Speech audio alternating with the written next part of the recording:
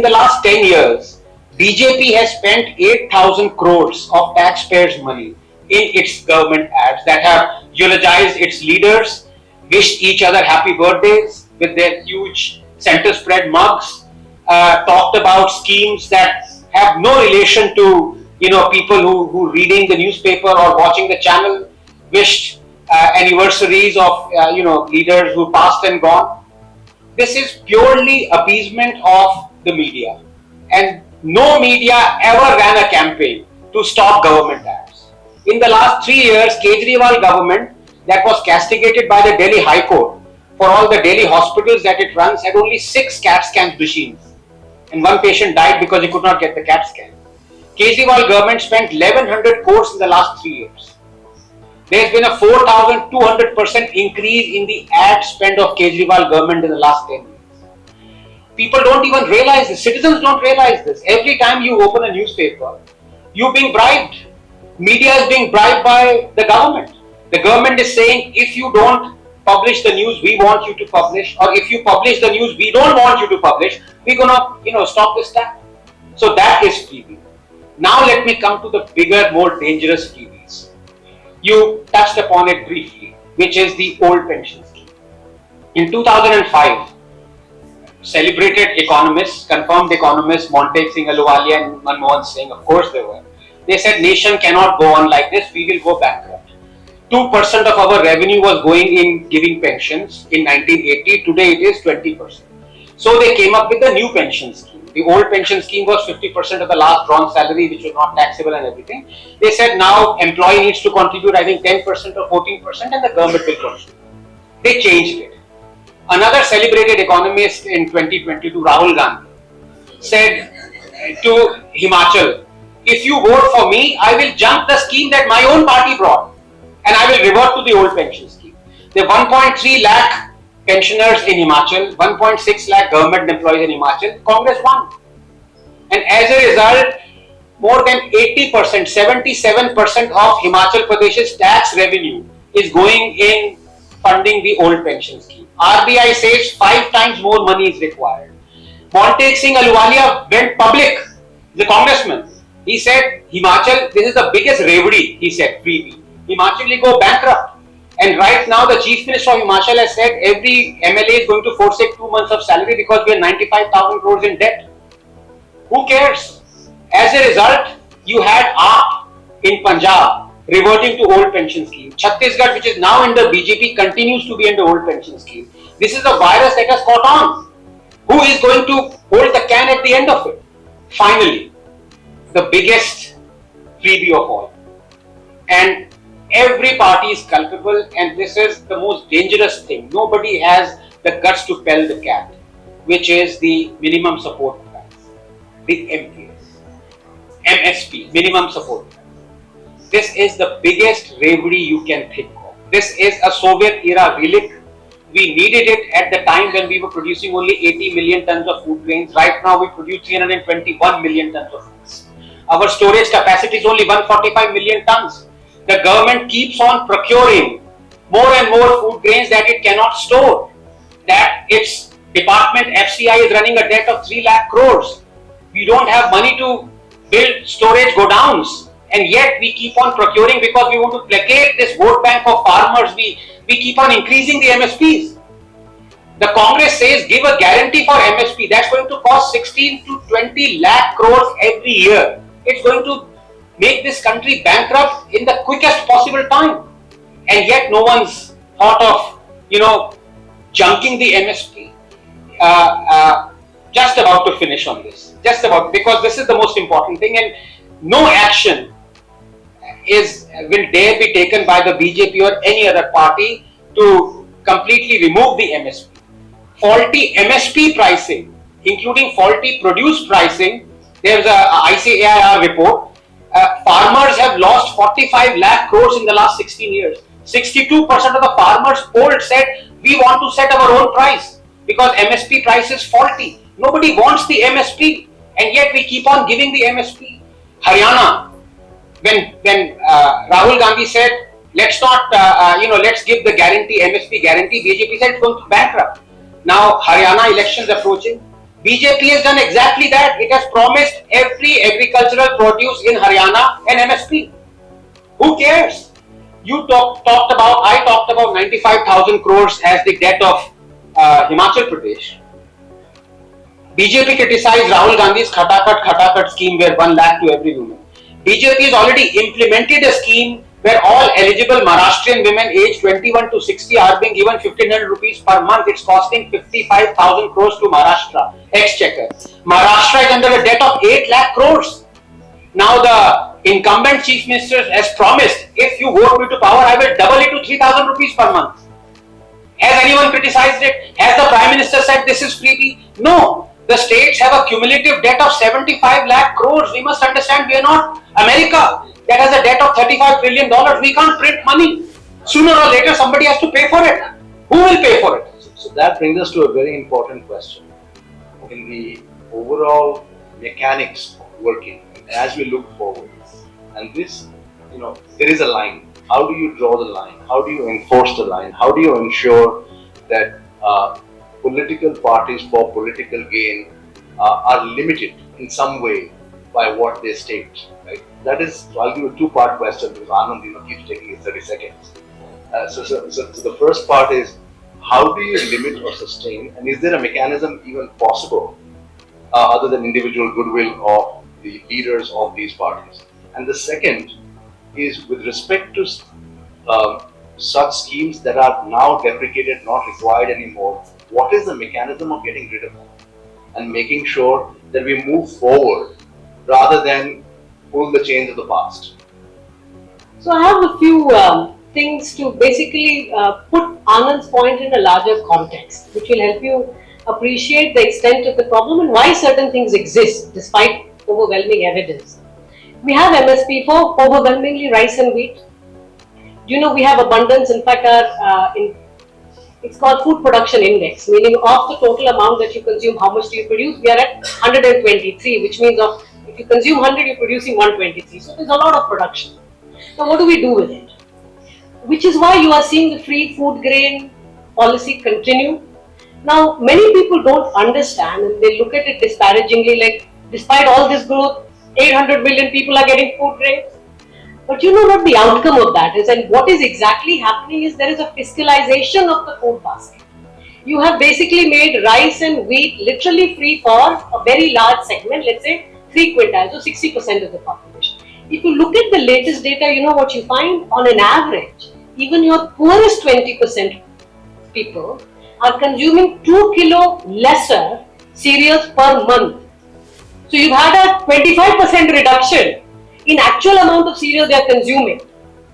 That's counterintuitive, but you know what they are doing? The saving from cereal is directly getting channeled to 42% increase in fresh fruits. I'm talking about the poorest. 42% increase in fresh fruits, 12% increase in milk and milk product, 44% increase in eggs, fish and meat. You are seeing a revolution at your poorest segment of the society. Is that important? Yes, because it has a direct bearing on anemia. Your food diversity is expanding at your poorest segment and it's directly linked to a health outcome, which is anemia, which we care about a lot. So, you have all this food grain, what do? Given that you have limited capacity to store. Given that people have actually stopped eating rice and wheat, they want more of everything else. Well, you just keep giving it. You give it because storage is more expensive, distribution efficient, very difficult. You give it and people are basically, we have fiscalized the food play. That's one way to look at it. The second is on the MSP, and this is where it becomes a bit critical. We now have to change agriculture production away from cereal because people will eat less of that. But you will see political pressure on MSP on other things, right? But there is an alternate thinking, at least some of us in the profession, which is in policy making and economics, meaning empirical. A much better way of supporting farmers is through giving a fixed income, meaning based on your land holding, it is totally dissociated from what you produce. So there's no procurement. You're basically saying the minimum you will give a certain amount of income which is pegged to your land holding. So you're not distorting the market by saying I will give you money for wheat, so you will only grow wheat. But I have a millet mission. I basically want you to grow millet, but the MSP is linked to rice and wheat. So there is a distortion inbuilt in the way we are incentivizing farmers. Now, US, China, these are the main economies we must even compare ourselves with, because no other economy is so complex and large as these three. Right? Brazil to some extent. These are economies where farmers, they've had similar problems, but they have dissociated production from income support. So now we will have to gradually move towards that. Again, it's not going to be an easy conversation because policy making seldom is being also communicated to people at large to say this is the thinking, this is the future. That is why the hold-up problem that he alluded to happens. Why is it that 84% of your farmers actually supported the farm laws, but when we decided to back up? Because, and this is a very important thing to appreciate, a large country so diverse in the current times, I think there is some weightage you have to put to maintaining law and order, to maintaining a certain social order, because, and I'm not saying this that the state is not capable. I think sometimes state capacity is like we could have banned the Kumbh during pandemic. Ban the Kumbh. Do you think it was ever going to be feasible to ban the Kumbh? So please be also, realistic about what is your state capacity to do certain things. You saw the cops falling off Red Fort. Bichare wo kya, there is a certain, the state capacity is there, but the way we deal with a lot of these problems cannot be so heavy-handed because it's just not going to get done. Now, when the farm laws didn't go through, many of us were dismayed. Okay, we felt quite bad because 40 years of evidence has told you it's a very good law hai. 86% of farmers across the country said yes, we want it, and yet you backed off because you find an alternate way to get things done. I think policy making is a lot about pragmatism and also maintaining that balance to some extent. Can I give two rebuttals to wonderful points that Shamika brought in? Yes, the state has a monopoly of violence, and only the state must. But to say that the state, either the hands are tied or it's not capable of acting to control violence, I don't think that's true. I think it is sometimes the state, because of its own ulterior motives to placate vote banks, doesn't want to take action. So the 400 policemen that Shamika rightly talked of fell from the Red Fort when the farmers barged in and changed the flag. And most of the cases against them were taken back by the government to placate these farmers. And what I would say, many of them were Khalistani elements. So the state did that. On the other hand, when you had a potential for mass violence, which was the abrogation of 370 on 5th August, the state handled it magnificently.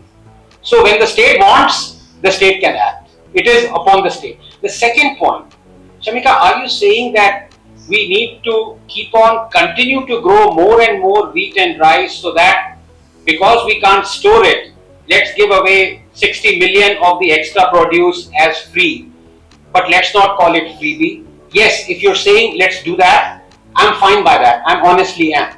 Although it's very troubling because economically there is another dimension to it that doesn't make sense at all.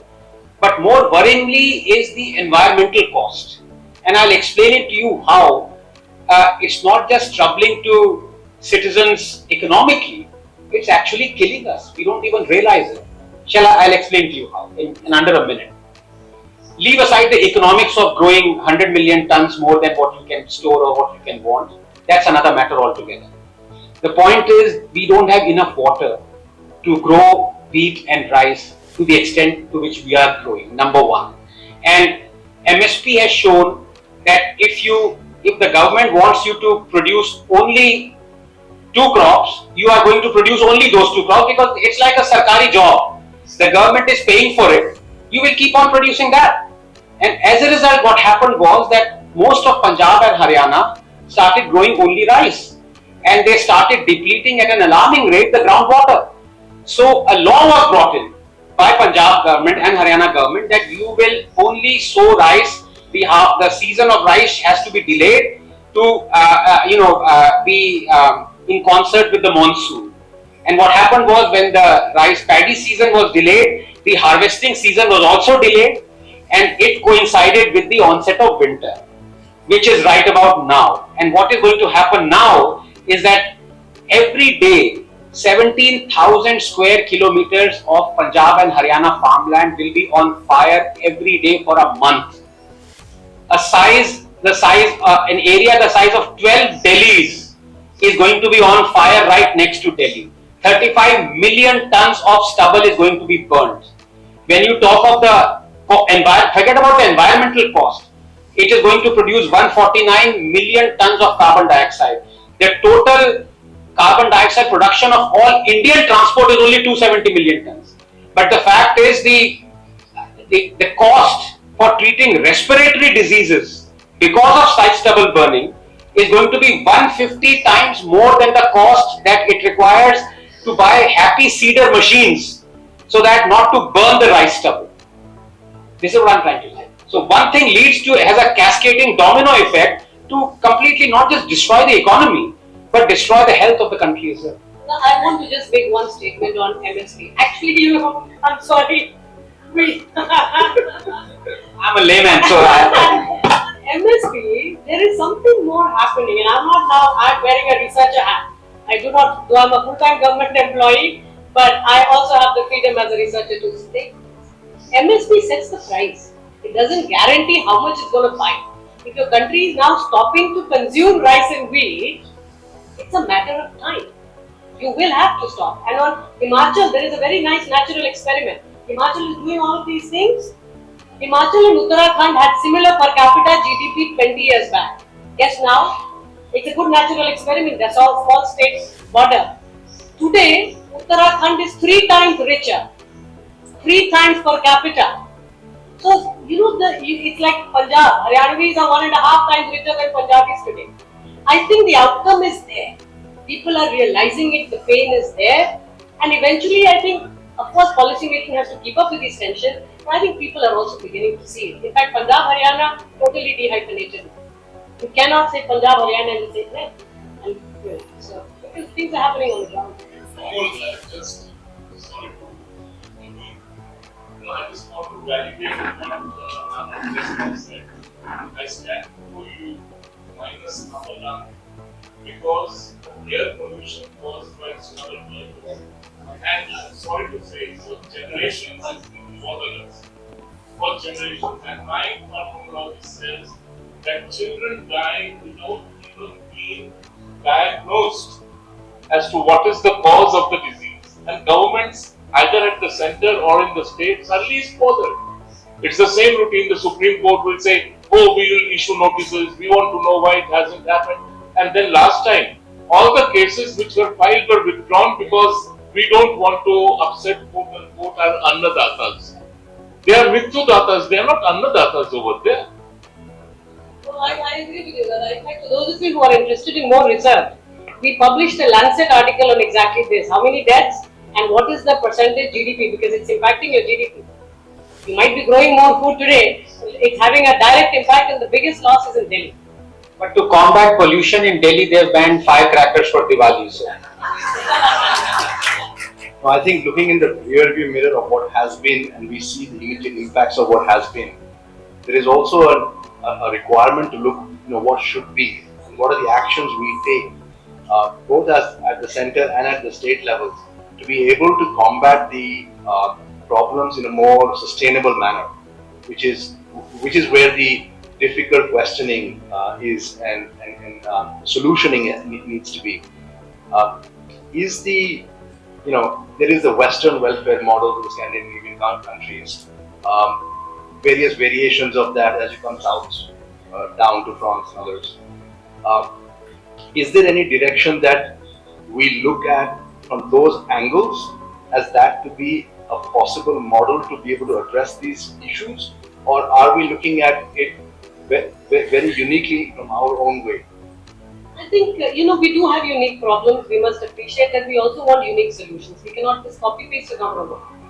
So the whole idea around, the universal basic income, right? So, okay, it cannot be universal. Do we have direct benefits then? Well, in some form we do, right? We have a lot of DBTs. In fact, 56 ministries of the government of India is running some form of DBT or the other. Large part of it is facilitated because you have JAM. Everybody has Dandan, Aadhaar and mobile, which means the direct delivery of cash with minimal leakage is possible, and it's happening. The problem happens from the perspective of, think of now neonatal mortality. Babies under 28 days when they are born and they pass away. How do you reduce something like that? And places like Madhya Pradesh, Rajasthan, UP, Jharkhand, very high. Now, Rajasthan, not that much of an agricultural superstar, but MP and Bihar have done remarkably well in terms of food production. But how is the nutritional outcome not changing? Then you realize that the local capacity to procure and distribute, like even take-home ration to expectant mothers, or if you know high-risk pregnancy, we can identify, and then certain protocol has to set in so that we take care of these women for the 9 months and babies after that.